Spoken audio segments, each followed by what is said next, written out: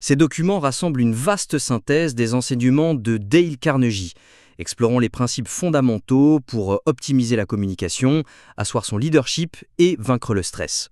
L'impact de ces principes fondateurs repose sur leur traduction immédiate dans la réalité quotidienne du lecteur. Complètement. Et pour le coup, on a là une véritable mine d'or d'idées intemporelles, une base vraiment solide. Absolument. Pourtant, en parcourant ces notes, j'ai remarqué que le matériel s'appuie beaucoup trop sur de grandes règles théoriques. Tu veux dire que c'est trop abstrait ou rigide? En fait, c'est surtout illustré par des figures historiques ou des gens inaccessibles. Ah ouais, tu fais référence aux anecdotes grandioses qui parsèment le texte. C'est ça. Mais l'exemple qui m'a le plus interpellé, c'est ce fameux pilote d'avion dont le mécanicien s'est trompé d'essence. Ah oui, le pilote qui risque un crash mortel Exactement. et qui, au lieu d'exploser de rage contre son technicien, garde un sang-froid parfait pour préserver l'amour-propre du gars. C'est typiquement le genre d'histoire qu'on retient, non?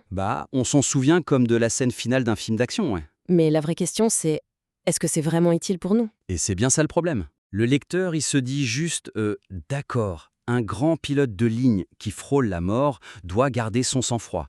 Sauf que mardi matin, à la machine à café du bureau, Le lecteur, il désamorce pas une bombe. mais grave. Il pose pas un avion en détresse, il gère juste un collègue un peu agaçant ou un retard sur un dossier comptable. Et c'est là toute la faiblesse de cette approche en fait. Ces exemples créent une immense distance psychologique. La théorie, elle plane à 10 000 mètres d'altitude sans jamais atterrir dans le salon du lecteur. Sans mauvais jeu de mots avec l'avion, bien sûr. Absolument. Mais tu vois, l'engagement s'effrite parce qu'il n'y a aucun pont vers la banalité de la vie ordinaire. Ouais, on comprend intellectuellement qu'il faut pas critiquer, mais on sait pas du tout comment l'incarner quand la pression du quotidien monte. Exactement, alors comment on ramène cet avion au sol? La suggestion ici, c'est de déplacer radicalement le projecteur de ces grandes figures inaccessibles vers l'individu commun. Donc parler à monsieur et madame tout le monde. Voilà. Le document devrait vraiment créer des micro-scénarios, tu vois, de petits jeux de rôle ancrés dans la banalité la plus stricte du quotidien pour illustrer chaque grand principe. C'est super intéressant ça. T'aurais un exemple précis en tête? Bien sûr, prends le tout premier principe de Carnegie. Ne critiquez pas, ne condamnez pas, ne vous plaignez pas. Le classique. Au lieu du pilote d'avion, prenons une situation que tout le monde redoute. Imagine un parent qui rentre chez lui le soir. Il est 19h, il est épuisé. A pour la 3e fois de la semaine, oublié de sortir les poubelles. Ah, la fameuse poubelle. Et l'ado est vautré sur le canapé, scotché à son téléphone. Là, je pense que le premier réflexe de 99% des gens, c'est de soupirer très bruyamment ou de lancer une phrase assassine. Du genre, tu peux pas faire la seule chose que je te demande dans cette maison, quoi. C'est ça. Ah. C'est automatique. Et le livre te dit gentiment, ne critiquez pas. Super. Mais je dis quoi à la place du coup? Exactement. Le document de cette session devrait me donner les mots précis. Il devrait décortiquer la scène. Comment appliquer Carnegie à cet instant T? En proposant une réplique alternative peut-être? Quelque chose comme je vois que tu es en plein milieu de ta partie, mais voir cette poubelle pleine m'ajoute pas mal de stress après la journée que je viens de passer. Tu peux t'en charger à la fin de ton niveau? Ah ouais, ça change tout. La dynamique est complètement différente. Parce qu'on montre la friction de l'application. C'est pas facile à dire sur le moment. C'est clair. Et on peut faire exactement la même chose au bureau, j'imagine. Totalement. Prends un manager qui reçoit un rapport financier rempli d'erreurs 10 minutes avant une grosse réunion. Le stress total. S'il doit appliquer ne condamnez pas, quelles sont les phrases exactes à prononcer pour corriger son collègue, sans le braquer? Le texte doit fournir ces scripts-là. Ouais, je vois. Et je suppose que ça s'applique aussi au principe de s'intéresser sincèrement aux autres. Absolument.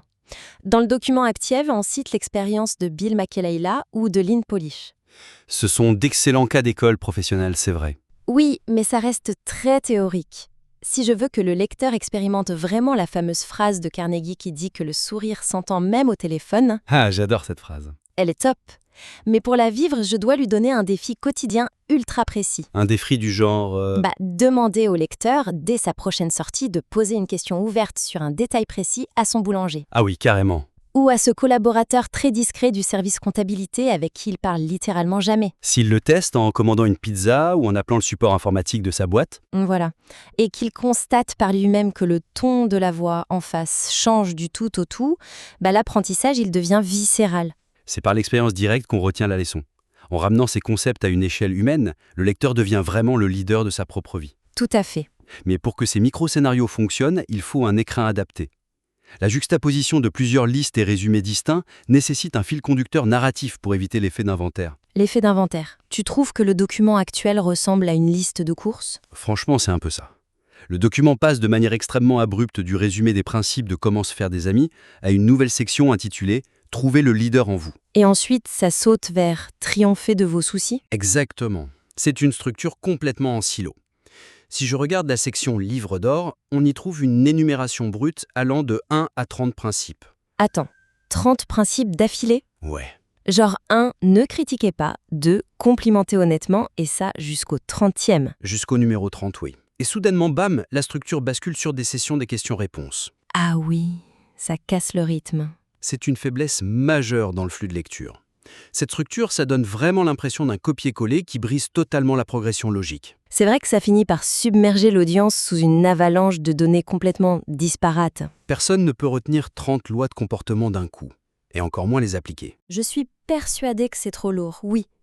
Mais en même temps, s'il s'agit d'un document de synthèse de 3 livres différents, c'est pas logique de conserver les titres et les structures originales de ses œuvres. L'auteur a sans doute voulu respecter l'intégrité du matériel de base. Je comprends l'intention, sauf que le travail de l'auteur original, donc Carnegie, est déjà structuré pour ses propres livres. Notre rôle ici, dans notre exploration d'aujourd'hui, c'est de rendre cette synthèse digeste et immédiatement applicable. Donc on casse la structure originale ? Le lecteur qui consulte ce document, il ne veut pas un index bibliographique, tu vois. Il veut une méthode. La suggestion ici, ce serait de réorganiser complètement le contenu. Ok. Au lieu de classer les informations par titre de livre, pourquoi ne pas structurer l'ensemble selon un parcours chronologique qui épouse fidèlement la journée type du lecteur? On abandonne l'approche par ouvrage pour adopter le rythme naturel d'une journée de 24 heures ? C'est ça. C'est hyper audacieux. Comment tu verrais ça concrètement ? On pourrait diviser le document en 3 ou 4 grandes parties temporelles. Par exemple, la première partie s'intitulerait « Le matin, préparer son esprit ». D'accord. C'est ici que l'auteur puiserait dans les enseignements de Triompher de vos soucis. Parce que le document source liste actuellement 4 bonnes habitudes pour éviter la fatigue et le stress. Oui, je m'en souviens, comme le fait de débarrasser son bureau des papiers inutiles ou d'exécuter les tâches par ordre d'importance. Exactement. Mais au lieu d'avoir ça perdu à la page 40 sous le titre abstrait d'un livre, on place ça dès le tout début de la lecture. Au moment même où le lecteur planifie sa propre journée, en fait. Voilà, disons pendant son trajet dans les transports en commun. On lui enseigne comment forger une tournure d'esprit, de paix, avant même d'avoir mis un pied au bureau. Ça a beaucoup plus d'impact. Bien sûr. On aborde le concept d'anticiper l'inévitable pile au moment où il redoute sa réunion de 9h du matin. Je vois parfaitement l'idée. Et du coup, ensuite, on arrive naturellement à la deuxième grande section de la journée. Au bureau, inspirer et collaborer. C'est le cœur de la tempête. Et c'est là qu'on pioche de manière ultra fluide dans les 2 autres livres en fait. Comment trouver le leader en vous et comment se faire des amis. Exactement. On met les principes de leadership en action en temps réel. Imagine la scène, il est 14h. Le fameux coup de barre de l'après-midi. Ouais. Et le lecteur fait face à un conflit avec un autre département de son entreprise. C'est le moment précis de placer le principe fondamental qui est « laisser l'interlocuteur sauver la face ». Plutôt que de lui faire la morale devant tout le monde. Le document doit lui expliquer que dans cette salle de réunion virtuelle ou physique, il doit poser des questions pour guider l'autre vers l'erreur, plutôt que de donner des ordres directs ou de le pointer du doigt. Le lien entre la théorie et la pratique, ça devient une évidence chronologique. C'est brillant parce que le lecteur n'a plus à se demander quel livre de Carnegie il doit utiliser à quel moment. C'est la structure temporelle qui lui donne le bon outil. C'est ça. Et pour clore cette boucle, la 3e partie, ce serait logique que ce soit le soir. Renforcer son cercle intime. Exactement. Après la frénésie du bureau, on passe la porte de chez soi.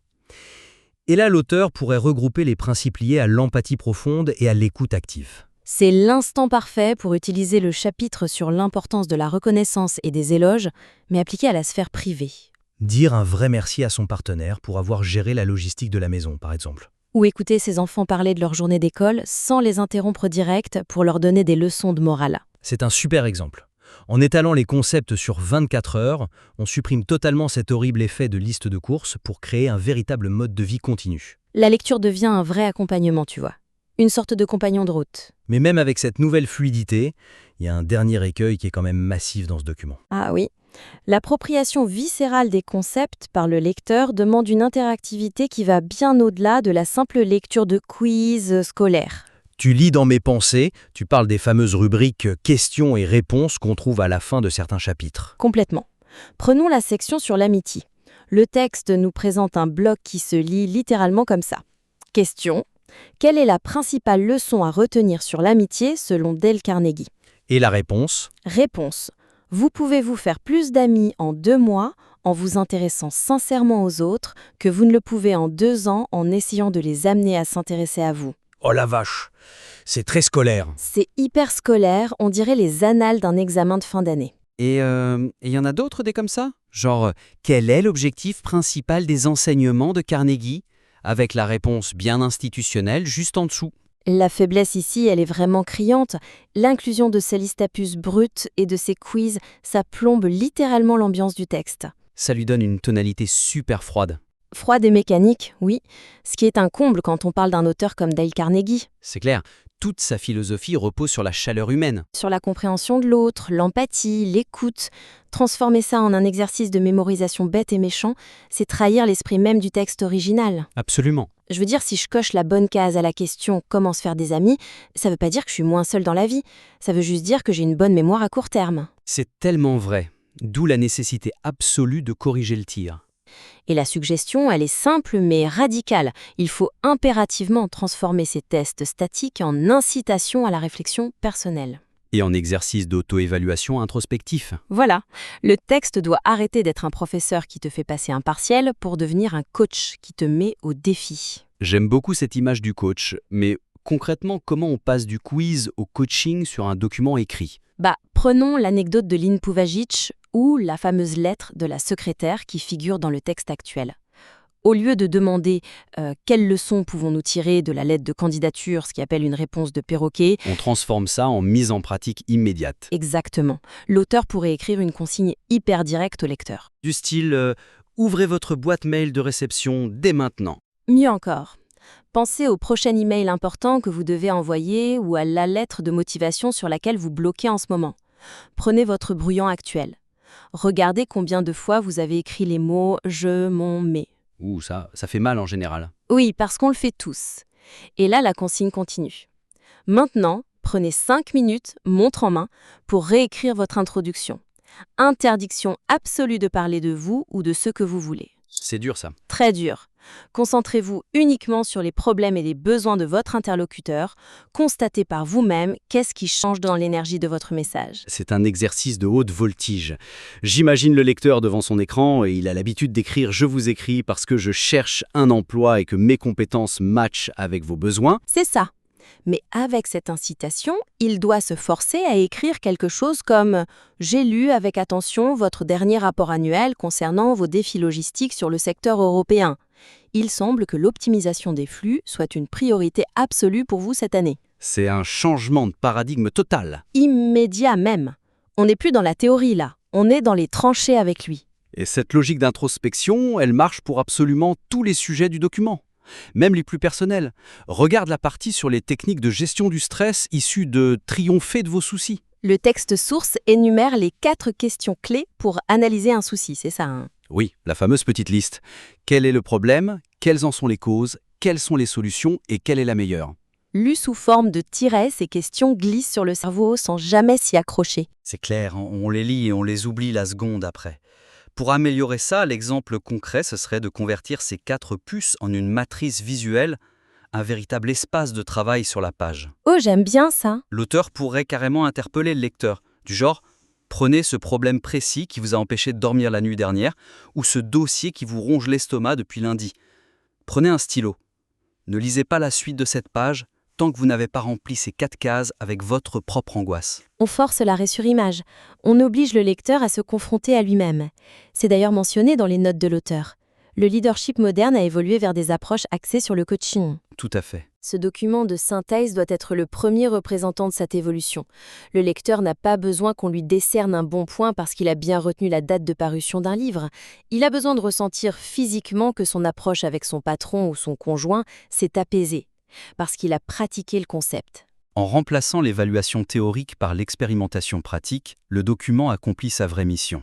Eh bien, nous avons parcouru pas mal de chemin dans notre analyse d'aujourd'hui. Oui, c'était intense. Cette matière première possède déjà une immense qualité conceptuelle, c'est indéniable.